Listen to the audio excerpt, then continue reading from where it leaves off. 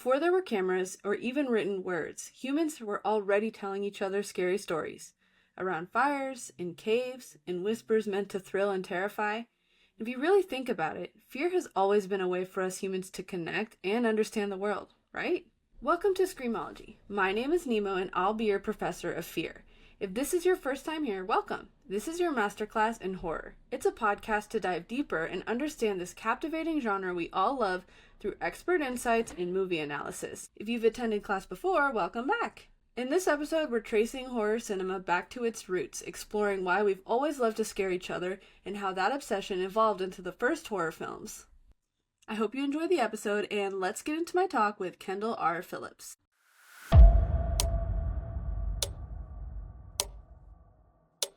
Hello everybody, welcome back to Screamology. Today we're going to be talking about the origins of horror, and this is my guest. I'm excited to introduce you. His name is Kendall R. Phillips. He's the author of A Place of Darkness, The Rhetoric of Horror in Early American Cinema, which is what I used to prepare for our talk today, but he's also an author of other titles too related to horror, and he's a professor of communications and rhetorical studies at Syracuse University. So welcome, Kendall. I'm so happy to have you here. Kelly, thanks for having me.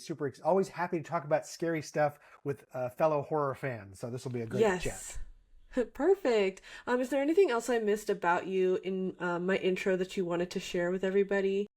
So I'll do two shameless plugs, and I swear I won't do them anymore. One is I actually have a book about horror films called Projected Fears, called Horror Films in American Culture, that I wrote 20 years ago because I'm old. It is actually just about to come out, I think this fall, either October or November, with a 20th anniversary edition that will be revised and expanded. So I've added new films. So if people are interested in the history of horror films, I think it's a pretty good book. It's my pretty good book. So you read it and tell me if you like it or not. And then the other shameless plug is, and I don't have a release date yet, I have my debut novel coming out.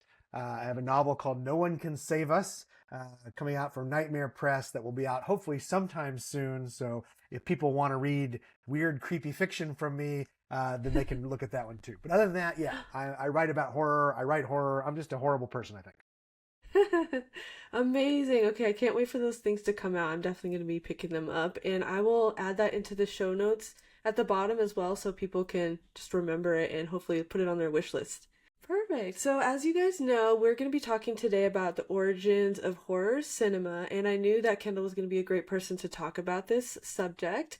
And so one big question that I wanted to pose to Kendall, but also to you guys, and maybe after you listen, you can let me know what you think, is what is the actual first horror film? And I know it's been a big debate in the horror community for just various reasons, and I think that like all the different contenders have like different things that make them a good contender for being the first horror film. So I guess it kind of ends up coming up to really people's opinion, but we're going to talk about that today. And so I think that Kendall actually covered some of them in his book that I read. So he will have some good insights as well. So first, I do need to ask Kendall our first three questions that we ask everybody. And so my first question is, what is your relationship with horror and what got you into it? You know, I'm a kid of the 70s and 80s, so I think by virtue of just growing up, horror was everywhere. I still remember my brother taking me. I was way too young, but my older brother took me to see Halloween in 1978 in the theater, and that probably Amazing. scarred me for life. That's probably part of it. I remember watching Kolchak the Night Stalker on CBS reruns late at night, so I think I grew up in that. But I would say, as a researcher, I guess an academic, what I got really interested in horror was because of the way people react to horror. You know, I mean, there are a lot of horror movies that, we go see because we're fans, but the average person just kind of ignores. And then every once in a while, there's a film like Get Out, or more recently Sinners, or before that like Scream or The Sixth Sense that everybody goes to see. Like everybody's talking about, Jaws, which is the 50th anniversary. Jaws was one of the films like everybody's like, oh my God, have you seen this? You got to go see it. So that was what I was really interested in. What is horror doing? Like, why does the whole culture every once in a while just like attach to a particular horror film? And so that's kind of how I ended up turning this into some weird academic career. Yeah. Well, we're happy that you did that. I'd have to say I was actually talking to someone last week, and we were talking about like what really got us into horror, and I kind of totally forgot about Jaws being part of that, and I was like, oh yeah, I watched Halloween and Exorcist probably first, but then they were talking about how they love Jaws, and I was like, actually, I watched Jaws way younger, so that's actually probably the first one I really watched. Yeah, no, it's one of those that's, again, there are a lot, horror is such a fuzzy genre, and it's like, is Jaws horror or is it not? Is like Silence of the Lambs horror? Is it not? They're kind of like, it's so fuzzy you can't really decide. But as a kid growing up when Jaws came out, it was definitely seen as a scary movie. Like it was like, Yeah. are you brave enough to go see this? And people would afterward, they didn't want to go to the beach. Like they were. So that tells me this was something to do with fear. Like I don't know exactly Yes. what, but it was something to do with fear. So I definitely think Jaws deserves credit in the broad horror pantheon. I agree. I definitely agree with that. All right, so next I always ask, and this is actually a very hard question, so it's okay if you don't have an answer, but what's your favorite horror film? That's such a brutal question because it does change. Yes. I mean, it's like whatever I saw last that I was in love with. But Yeah. I guess I always go back to pound for pound. I would say the greatest American horror film was Texas Chainsaw Massacre, the original. Oh, I just yes. think it still, even today, has that power to make you say, what the heck? What is going on? Like, oh my God, Yeah. like you can't do that. So, and to me, that's really the epitome of a great horror movie is the one where you think, no, no, stop that. You can't do that. Right. So Yes. I think that, I would say that, and I'd say the other one, if I can throw a second one in, is Alfred Hitchcock's Psycho. And Psycho is the one of the classic kind of films that I've seen it probably over 100 times by now. Every time I watch it, something else stands out. Like it is just such a intricate, tightly woven film. You just every time I see it, I think, "Ooh, wow! I didn't notice that before." So those are two that stand out for me. What is yours, Kelly? I mean, when you put me on the spot, you should... I know. Usually my go-to is Scream because Ghostface is my favorite. So I really love Scream, and I it's kind of like my comfort movie. And I watch it a lot, and also like I felt like in the Scream universe, most if not all the movies I actually enjoyed. Whereas like in other franchise, sometimes I go through the whole franchise and there's a lot that I'm like, I'm not like too into that one, but It is for there are not that many franchise. I mean, I'm a huge Friday the 13th fan. I've seen all of the Friday the 13th movies in the theater, including the first one, which again I went to when I was way too young to amazing. go see. Um, Right. and yet, as much as I love Jason and my heart is there with the machete and the mask, it's like there are definitely entries in that I think, ooh, I kind of forgot about that Yeah. weird. Let's just make this. Same thing with Halloween. It's like, once you get to Right. the Thorn cult, and it's like you think, oh, gee, we don't need that. Go Yeah, back we to it. could just But pretend Scream that definitely didn't holds up. happen. So Yeah. Well, and actually recently I went through Texas Chainsaw Massacre, and of course I love the first one, but I did think it was so interesting how the second one was also Toby Hooper, but it was like completely different tone. Like you wouldn't even expect that it was the same director for both. no, it was clearly kind of seems like it was meant to be a parody of how Right. popular the film had been. So it's like, let me just Yeah. mess with the. And I feel like sometimes there are directors that when they make a sequel, they're just like, I just want to mess with you. Like I want to just Exactly. do everything. Well, this is not horror, but I thought that about the Joker sequel. I really loved the first Joker Todd Phillips movie, Yeah. and then the second one, I just felt like they were just like messing with me. I thought it was like I loved you, and now you're just like this is not what I expected. I feel like you're just screwing with my head. So. Exactly, exactly. I feel the same way. And also, like you said about your favorite Texas Chainsaw Massacre, it's amazing. I love that movie. It's so good. I mean, Tremendous. it's No, very scary, but also good. So good. it's as a person who teaches this, God help us. There are college students paying money to take a class on this stuff. But it's one of those films. A lot of the films, certainly from the 30s, 40s, 50s, even into the 60s, students watch and they're like, it's cheesy, it's old, oh, it's slow. A lot of that, oh, it's slow. Yeah. Texas Chainsaw always gets that blank stare of like, what did I just watch? Like, and so I love a film that's, over 50 years old now that can still make people say, what was that? So that's great. Right. I mean, for me in that movie, just him like slamming the door was the first like, oh my Yeah. God moment for me. And the But I great part is also, that we say this to people yeah, is there's no gore in it. There's no blood. There's no like yeah, everybody thinks, oh my God, it's so bloody, it's so violent. I don't like gore, and I think there's not any. You think there is yeah. because of, as you say, like that door slams and your brain goes, oh my God, I know. Or we see her body in the thing, or we hear the saw and we hear something dropping, and we know what's happening, but you don't see it. Right. That's what I thought was so like genius of the movie is it made you think that you did see all of those things, but you actually, if you go back to it, you did not. Didn't It's see any of it. You crazy. just made that stuff up. Yeah, exactly. And then my last question, which could be hard, could not, but do you have a favorite horror icon? It could be like a classic one or like, Ghostface, Leatherface, any of those. Do you have I like a think my favorite out of favorite those? is, oh, he's right back up there. I'm gonna have to go with my friend Jason. I love, again, I'm gonna go with core Jason. Allow me to shave off some of the weirder Yeah. entries into the shape shifting, body changing Jason. We're gonna just pretend that Right. didn't happen. But when I go back to good old fashioned Jason with the machete and the ski mask, or the hockey mask, he just has such a clarity of vision. Would that we all had Yes. such easy, like if I just knew what my life was about with that level of clarity, I would feel so much better about myself. So I'm gonna have to go. I'm gonna Absolutely. have to go with good old Jason. Plus, he doesn't say stupid stuff, Perfect. which these days Right. too many people say He stupid stuff. knows. So Yeah, he knows what he's doing and he does it. there you go. Gets the job done. I like that. Exactly. All right, so let's get into our topic. First, I'm gonna just list off the contenders that I came up with, and we can just go through each one a little bit. And basically, I just put it like in a chronological order, basically. And so, first I had, which is kind of a fuzzy thing, is hopefully I say this right, cinematographs, because of course they're not an actual, like, they're not necessarily like film, they kind of predate actual like movies.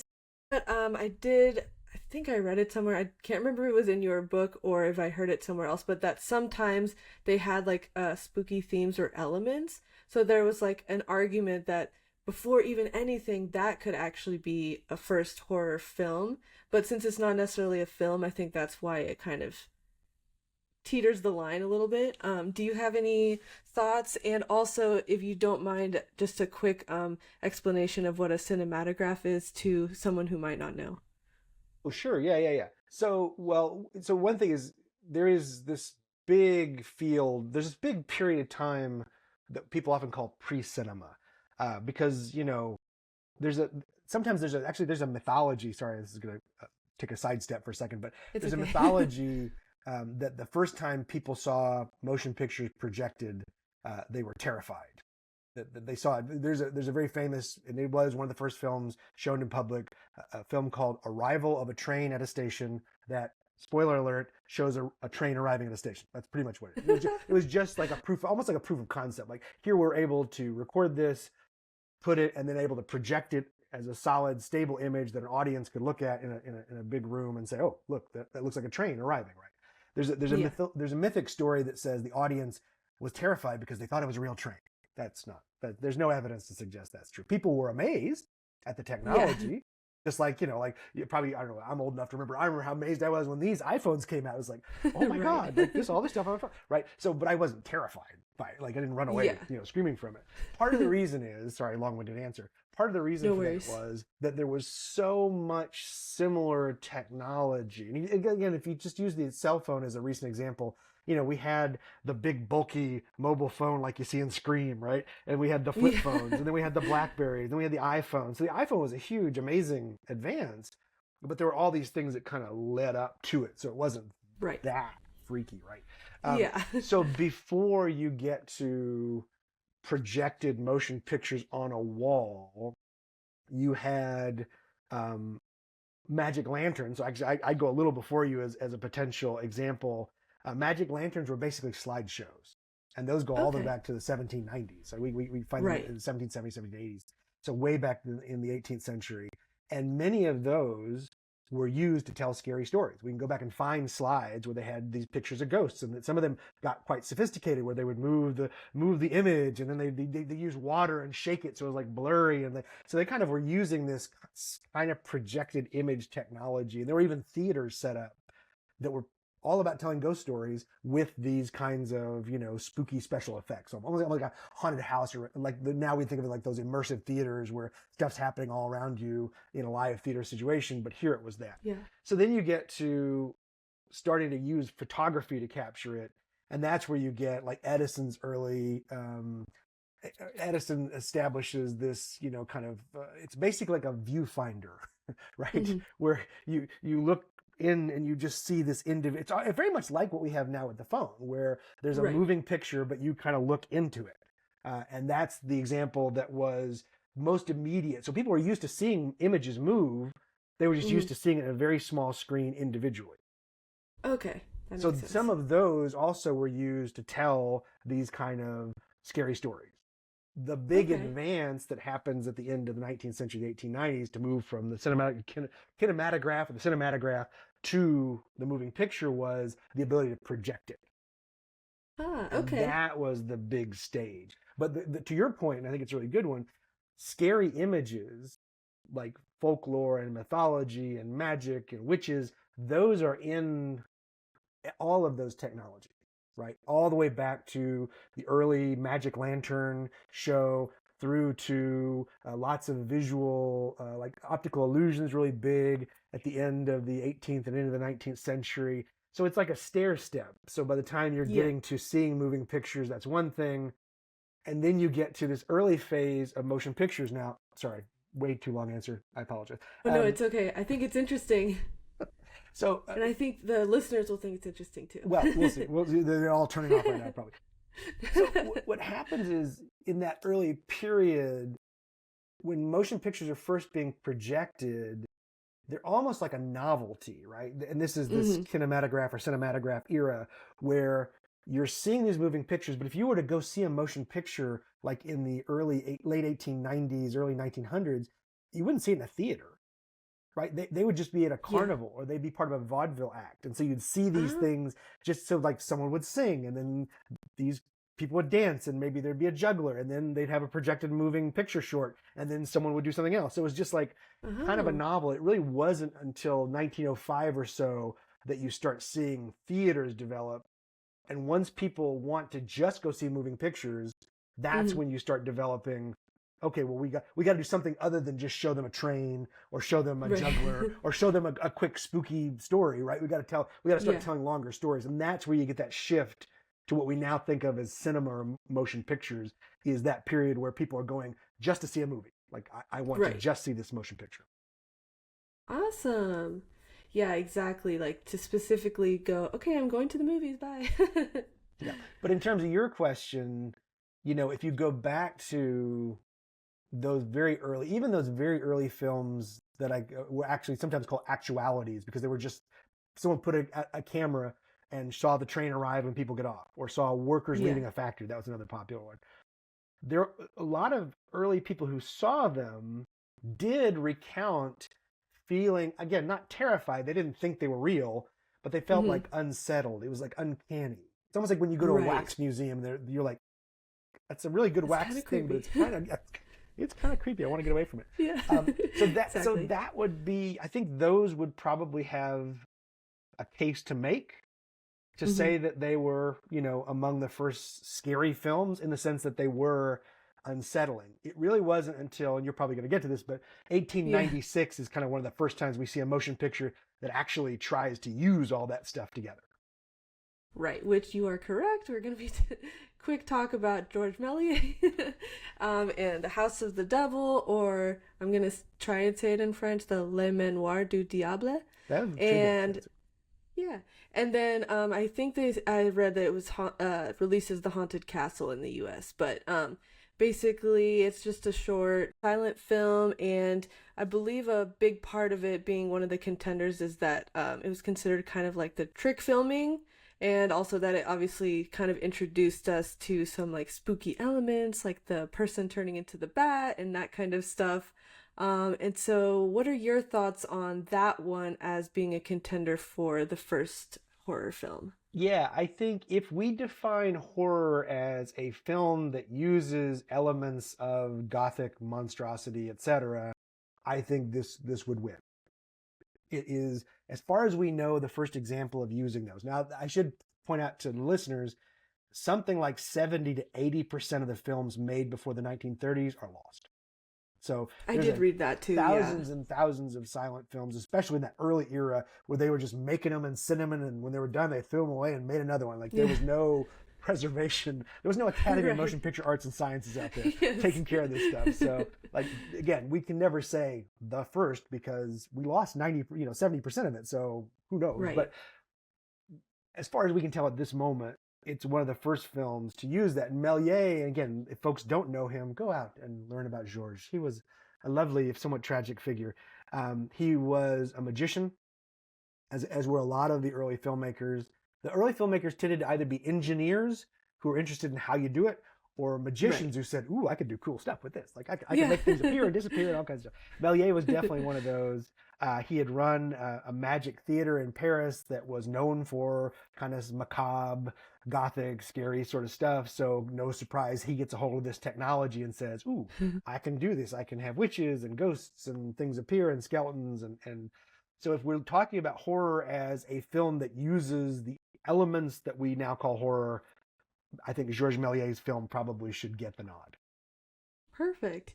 Yeah, as with a lot of my like reading and research, that one always pops up as, the first. Some people think that maybe it's not the first one because it's not like a full feature-length film, but I think because of the themes, then that's the hard part, where the fuzzy part where that one comes in, is it has the correct context and themes, but maybe it's not a full-length film. So that's why I kind of think that it is, just because of the themes. It's showing us the first like motion picture with those type of topics, but I know there's a argument for any of them. So my next one that I came up with was 1910's Frankenstein, because I believe it was like the first cinematic depiction of like the Gothic literature.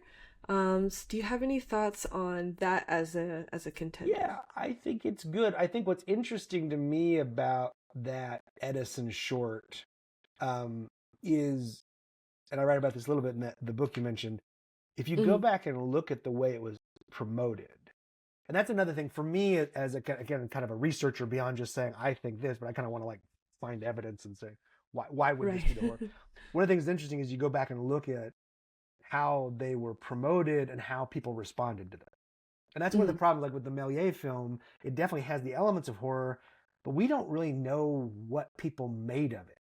Because they could well have just thought it was funny. Like, because there were a lot of those things that were, because there's parts of it that's kind of slapstick comedy. So depending on how it was presented and how people saw that haunted castle, they might have just thought it was a comedy bit with, ghosts and stuff, and the protagonist getting, scared and all that sort of stuff. Yeah. I mean, there's definitely a theme for that. What's interesting about Edison, by the time we get to 1910, is Edison talks in the promotional material about that this is a very scary tale. We've tried to remove the more gruesome bits, but it's still this. So it is definitely talked about in terms of being shocking and potentially frightening, although it's not really advertised as horror. So again, tricky. But if you go back and look at that period, there were an awful lot of films in the teens, even before in the aughts, that we're drawing from. So there are a number of versions of Jekyll and Hyde. Jekyll and Hyde was a very popular book, and so there's at least one from 1908, and I know there's 1910 and like 1911 or 12. Right, so there's a whole series of Jekyll and Hyde films. But I think the Edison Frankenstein really stands out because it is part of that really core Gothic literature, along with Dracula. Frankenstein and Dracula become the literary foundations of horror, and probably also work that way for cinema as well. Right. That makes sense. Now, did you like the Edison Frankenstein? I'm just curious. I did. I liked it because it was different from what everybody like recognizes as Frankenstein. And so when I was researching this, for some reason, like in my mind, the Frankenstein from the 30s, I think that's the Universal one.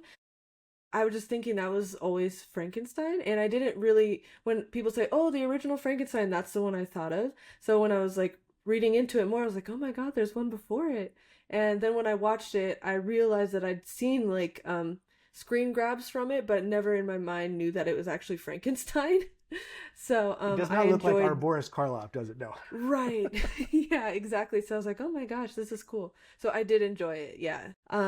Okay, so our next contender was 1920s Cabinet of Dr. Caligari. And I think that one, I haven't seen it all the way through yet, but I plan on doing like a review on it later, so I'm gonna watch it again. But I know that part of what the elements of this one that gives it a contender nod is that like it used that German expressionists like set pieces to cause kind of like the uneasy, like, what are we looking at here? Is this reality? And kind of like the themes of like the kind of going into madness and stuff like that, um, as part of why people sometimes consider this one of the first ones. What do you think about that one?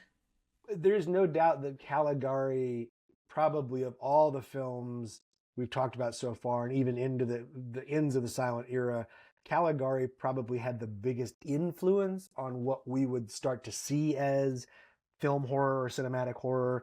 As you said, the use of the shadows, the expressionistic like architecture. And it's interesting, Caligari, the core of the film, there's a little bookend at the beginning and end that actually tell you the whole thing didn't happen. If people pay attention, the beginning and end say like this is just a story told by some crazy person, like that. So Yeah. everything that happens in the middle is actually doesn't happen. It's just a story. Yeah. Like High Tension, for those of you who've seen that film. The French do that, I guess. But Yeah. so yeah, but that everything else in Caligari is inside a set, so it's all just constructed, like the skyline and the horizon all are drawn, and so it is this kind of weird, almost like Tim Burton-esque strange aesthetic. And that Totally. had a huge impact. Partly it had a huge impact on American filmmaking because American filmmaking at that time was all about realism. Right. And American filmmakers were all about make it realistic, shoot outside, shoot. That's why part of why movie making ends up going to California is because you had more Yeah. sunlight and you could shoot outside. You had lots of vistas, so the Western becomes a big genre. And so American films in that like 19 into the 19 teens into the 20s is all about realism and real sets and real stuff. And in comes Caligari with this bizarre, purely artificial, mentally deranged view. And audiences were really impacted by it. And as much as Hollywood hated the film and like we're very explicit about this is horrible German filmmaking, didn't we just fight a war with those people? Why are we? Right. It's very clear that American filmmakers looked and said, "Ooh, that's interesting." So if you Yeah. follow the legacy of Caligari into the 20s with films like The Monster, which is a Roland West film, or really influentially, there's a film called The Cat and the Canary from Hmm. 1927. All those kind of late 20s mystery thriller, maybe there's a monster films, are all kind of borrowing from Caligari. They're like, ooh, we could do that. And then when you get to Dracula and Frankenstein, they're full on just like ripping off Caligari left, right, and center. Yeah. Yeah. Well, and then that segues to my final contender for the question, which was basically some people consider Dracula as the first horror because it's when the term horror actually came out and was being used for like this style of film. So what do you think about that? I mean, that's my pick. And I've had some arguments with other folks in the horror history culture community who want to fight this issue, but I'll stand. This is the hill I'll die on. I'll stand on Yeah. this hill. If we think of a genre, so if horror film is a genre, Yeah. then for it to be a genre, it has to be recognizable. Like if I say to you, "Hey Kelly, let's go see a monster movie," you know what that means. Or if I say, Right. "Hey, let's go see a sci-fi film," you know what that means. Or if I say, "This is a Yeah. rom-com," you know what that means. So Dracula and Frankenstein, it kind of has to be both in a weird way. Mhm. They're the first films that get labeled as a type of film called horror. Now, I should point out, as some of my good friends in the world of academics have also acknowledged, the term horror does appear. Like there are films that have the word that the advertising said, "Ooh, it's full of horrors, it's full of chills." Yeah, Yeah. but no one was using that to say this is a type of film. So in Right. between Dracula, which comes out and is a big surprise success. No one thought it would do well. Huge box office, audiences lined up around the block. And as soon as Dracula is successful, Universal starts making Frankenstein, which in fairness is a better film. Yeah. In between those two, Variety in particular in April of 1931 says Universal has started the horror cycle. And there's Yeah. a year or two where people using the other term that was kind of being used was gruesome. So these were Hmm. gruesome films. Right. But it doesn't take long for horror to lock in. And from that time till now, we have a horror genre and people talk about horror Yes. films. So for me, as a person who's a little less interested in just like cinema aesthetics, but more interested in like Right. film and culture, that's the beginning of it. Once we name it and we start expecting, like audiences go to see a horror film, they know what to expect. That to me Right. is the beginning of the genre. So I'm going to go with Dracula, and his friend Frankenstein there together Yeah. are kind of the beginning of the horror genre. Perfect, perfect. Yeah, I kind of agree with that because I think even when you're like a little kid and you're saying, oh, a scary movie, kind of the first characters you think of are like Dracula, Frankenstein, Mummy, all that stuff. And that's kind of the stuff I watched when I was a younger kid. And I wasn't like super scared, but I loved the characters. And then, of course, that like pretty much brought me into like watching scary stuff. Even I don't know how old I was, but I watched the Abbott and Costello movies, and I thought those were so fun. And like I'm born in October too, so Halloween, scary stuff is just like my vibe. So I've always really liked being scared. Yeah, it's funny that Abbott and Costello. There's a case to be made that Abbott and Costello meet Frankenstein was kind of the end of that era. So, the Dracula Yeah, and Frankenstein began the horror film in 1931, and there's this thing we could sort of call the first golden age, where, as you said, yeah, it's the Mummy, it's the Creature from the Black Lagoon, it's the Invisible Man, it's the Wolf Man, it's all these Jekyll and Hyde, all these things coming out, and then it kind of was there strong in various places until about the time. It's the same thing with like most horror. Like once you become a parody, you kind of lose yes, your ability to be scary. It kind of diminishes. totally. Sure, once Abbott and Costello are making fun of you, it's kind of hard to be scary after that. So, but I Yeah, think to your point, exactly. even to this day, a lot of those things in Dracula and Frankenstein, the use of architecture, the shadow, the strange way that Dracula speaks, that deep sexuality in Dracula, which is all like, oh, kind of Yeah, Dracula's scary, but he's kind of sexy too. Like I right, hope he doesn't bite me, exactly. but kind of hope he bites me, right? All that stuff. We're Exactly. still But doing is that. it? We're I don't want him to bite me, but if he does, I think I'm okay with it's it. I mean, I don't want to bite me, but go ahead. You're right. So, Yeah, um, exactly. But my neck is right here. yeah, I mean, you think about how many horror films do we keep having that are also kind of the seductive monster, or to Frankenstein's side, the misfit monster. Frankenstein's not a Right. bad person. He's not a bad monster. I would say Jason's not bad. Jason's just a They're just kid who wants to be misunderstood. left alone. Stay out of the Exactly. woods, right? And I feel like Frankenstein and Jason and a lot of those kind of silent, just want to be left alone, just want to be, and it's always these people intruding on their territory.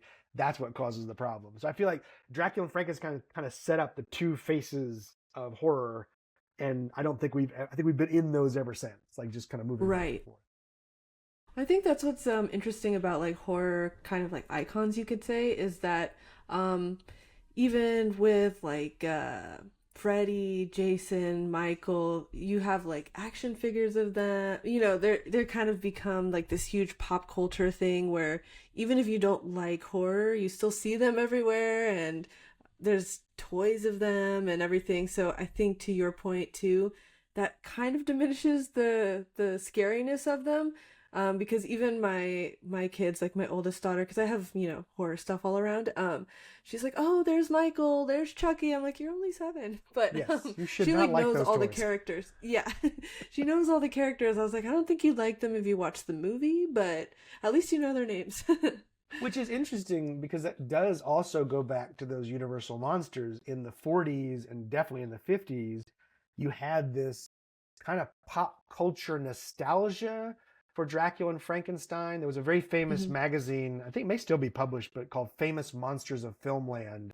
That Wow. was this like nostalgia magazine for people that wanted, and kids were starting to see Dracula and Frankenstein and all those on TV in the Right. 50s, where they were kind of being repackaged, people watching them. And with that came magazines and comic books and action figures and cutouts and posters and all the stuff that kids love. And that, kind of created in some ways helped create the horror fan subculture, because now we didn't just go see the movies, we had toys, right? We had stuff we could play with. And so that also kind of came out of that Universal Monsters period, and we're still doing it today. Yeah, absolutely. But yeah, I just think the horror icon thing is fun, and also it's been a way that people connect with each other. Like, you like Frankenstein, I like Frankenstein too. He's my favorite, and especially now with like all the conventions and everything, and people cosplaying, and I'm also part of this like horror forum, and pretty much like all day every day we're posting things and we're talking about movies and characters and all that stuff. So I think it's interesting how it started out, and then people were scared, and then it ended up being this thing that like brings people together now in the present day. Yeah, it's an interesting question what like draws us to it. And I can't help, I think particularly for fans, and I can't speak for all fans, obviously, but I think for a lot of folks, the horror genre is attractive because monsters ultimately are misfits. And I think a lot of us, I'll speak for myself, feel like a misfit. Like we don't feel like we fully fit in. We're kind of weird, or we're a little like Frankenstein. We're this big, goofy kid who doesn't quite, and everyone kind of is weirded out by us, and we kind of just want to fit in or be left alone or something.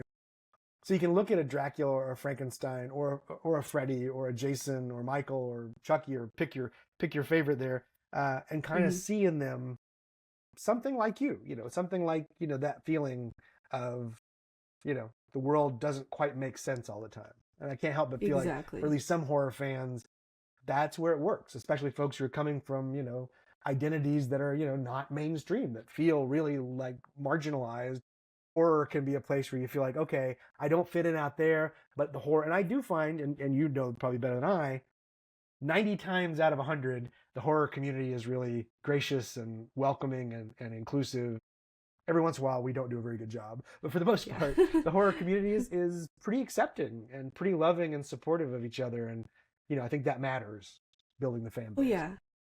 Yeah, I was actually talking to my friend who's like kind of a recurring co-host in our first episode. We were talking about why we like horror, and we were talking about the horror community, and I was just saying one of the fun things about it is, like you said, everyone's accepting, and I guess not everyone, but most people are accepting and nice.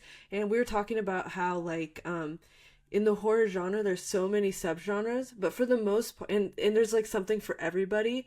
Not everybody likes the same ones, but it seems that all the people that at least I've talked to and engaged with about horror, like nobody's gonna judge you that you like slashers or you like psychological, but I don't like that. Like everyone I've talked to is like, I'm not that into body horror, but it's cool because that's what you like, and I just like this different thing. But I've not come across, hopefully not ever, but so far I've not come across people that are like gonna judge you for which subgenre you like. I do think, it's funny to me. I think, again, as an older person, I feel like part of that is also just the way the genre has been kind of marginalized. When I first started writing about horror, 20 something years ago, and I would go to, academic conventions. There are academic conventions about pop culture, academic conventions about film history, and people would kind of look at me and they'd say, what do you study? And I'd say, oh, horror. And they'd be like, oh, I'm going to go over there. It's like, you sort of like realized how much, not only the genre was marginal, but it was kind of like, ew,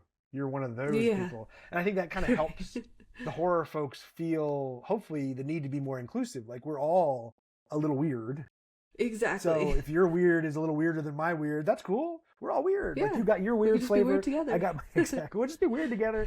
And your thing is yours. And I feel like, again, like I think 90% of the time, the horror community, I've had a great opportunity to spend time with fans and with filmmakers and with a lot of horror authors.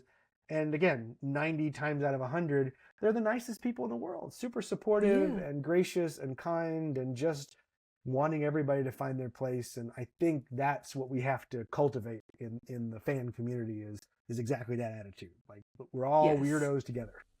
Exactly. I totally agree with that. All right, guys, thank you so much to Kendall for joining us. So, we kind of came to the conclusion through our talk that we're going to say Dracula slash Frankenstein as our first horror film, but let us know in the comments below what you think out of the ones that we listed, or if you think there's something else that has could be a good contender for our list. But yeah, thank you so much, Kendall. This was such an amazing talk, and I hope to have you here again in the future. You call, I will. You say my name 3 times, I'll show up. How about that? Perfect. And is there anything like a social media or website that you would want to direct listeners to so they can find out what you've got going on or to see info about the new releases coming up? Yeah, so it's KendallRPhillips.com. Just all Kendall R. Phillips, one big long splat.com. And that's my website. You can see books I've written and things that are coming out. And feel free to find me on social media. On Twitter, I'm at Dark Projections. But you can find me on KendallRPhillips.com and find all my weird links. Perfect. Awesome. Thank you so much. And can't wait to have you back again. Thanks so much. Thank you.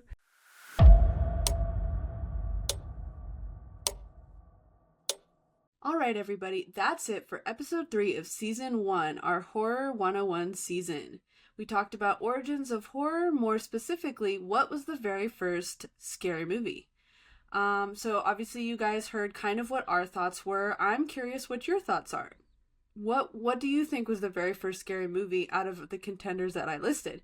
Or are there any movies that I didn't list that you think are strong contenders as well? Please let me know down in the comments. I'd love to hear your thoughts or shoot us an email. So just a quick reminder, on all the social media, you can find us at ScreamologyPod.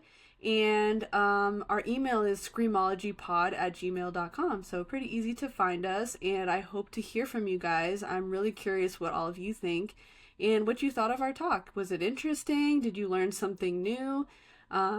Do you think there should be that many contenders for first horror movie? I don't know. Stay tuned for next week with episode 4. We're going to be talking with Matthias Klassen, and he is a professor. We're going to be talking about why do we like scary movies, like scientifically, psychologically.